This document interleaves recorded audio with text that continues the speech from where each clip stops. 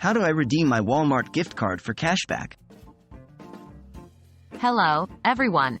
In today's video, we're going to learn about how to redeem your Walmart gift card for cashback. If you've received a Walmart gift card but would prefer to have cash, this guide is for you. What you need to know about Walmart gift card policies. Walmart, like most retail companies, generally doesn't allow gift cards to be exchanged directly for cash. Walmart gift cards are typically intended for the purchase of goods and services from Walmart. However, there are certain circumstances and locations where it might be possible to redeem your gift card for cash back. When can I redeem my Walmart gift card for cash? In some states, you may redeem your gift card for cash if the balance of the card is below a certain amount. This threshold varies from state to state.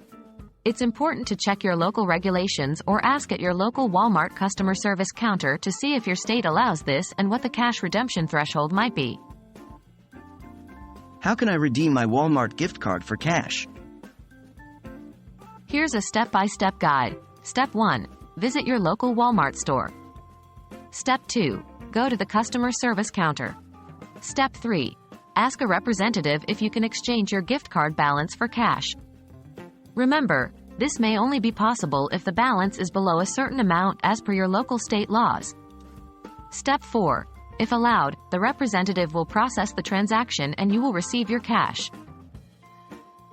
Are there any other ways to get cash for my Walmart gift card? If you can't redeem your gift card for cash at a Walmart store, consider alternative methods like gift card exchange websites or online marketplaces where you can sell your gift card. Be aware, though, these methods may not offer face value for your card. While it might not always be straightforward, there are some ways to redeem your Walmart gift card for cash. Always make sure to check with your local store or online to understand your options better. We hope this video has been helpful, and don't hesitate to drop your questions in the comments below.